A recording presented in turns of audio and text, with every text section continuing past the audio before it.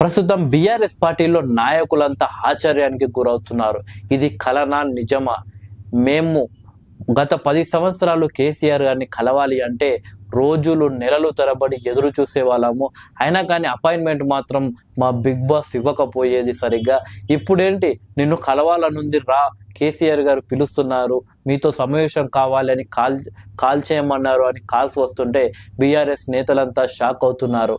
ఇలా కేసీఆర్ గారు మొదటి నుండి ఉండుంటే బాగుండు, ఇలా మేము ప్రతిపక్షానికి పడిపోవాల్సిన అవసరం రాకపోదు, మరోసారి మేమే విజయాన్ని సాధించే వాళ్ళం, కేసీఆర్ గారు అప్పుడు తప్పు చేశారు, ఇప్పుడు ఇలా మారిపోయారు అని ఆశ్చర్యానికి గురవుతున్నారు. తాజాగా కేసీఆర్ గారు వారి ఫామ్ హౌస్ లో రాష్ట్రంలో ఉన్న వివిధ నియోజకవర్గాలకు సంబంధించిన బీఆర్ఎస్ పార్టీ నేతలతో భేటీ అవుతున్నారు.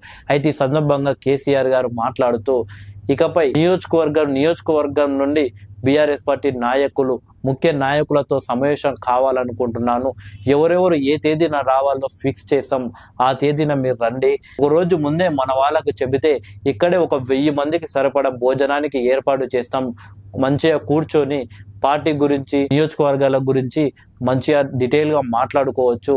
అది చాలా ఉపయోగపడుతుంది తిరిగి మనం బలంగా పుంజుకోవడానికి అని కేసీఆర్ గారు చెప్పడం జరిగింది. మొత్తానికి కేసీఆర్ గారు ఇన్నాళ్ళు బీఆర్ఎస్ పార్టీలో ఏ నాయకుడు ఉన్నాడో లేదో కూడా పట్టించుకొని కేసీఆర్ గారు ఇప్పుడు ఏకంగా నియోజకవర్గ స్థాయి నాయకులకు రమ్మని చెప్పడం బీఆర్ఎస్ లో ఆసక్తికరంగా మారింది. ఇక కాంగ్రెస్ పార్టీ ఏమో ఒకవైపు ఇన్నాళ్ళు బీఆర్ఎస్ పార్టీ ఎమ్మెల్యేలను కాంగ్రెస్ పార్టీలో చేర్చుకోవడం జరిగింది. దాంతో కేసీఆర్ గారు కొంత జాగ్రత్త పడి బీఆర్ఎస్ పార్టీ ఎమ్మెల్యేలకు ఫోన్లు చేసి దగ్గరకు పిలిపించుకొని వాళ్ళకు ధైర్యం చెప్పి పార్టీ నుండి మారే ఆలోచన చేయకండి, మనం మళ్ళీ పుంజుకుంటామని ఎమ్మెల్యేలను కాపాడుకునే ప్రయత్నంలో ఉన్నారు. కానీ కాంగ్రెస్ పార్టీ సడన్ గా షాక్ ఇస్తూ యూటర్న్ తీసుకొని ఎమ్మెల్యేలను కాకుండా 6 మంది ఎమ్మెల్సీలను అర్ధరాత్రి కాంగ్రెస్ పార్టీలో చేర్చుకోవడం జరిగింది. దీంతో బీఆర్ఎస్ పార్టీ షాక్ కి గురైంది.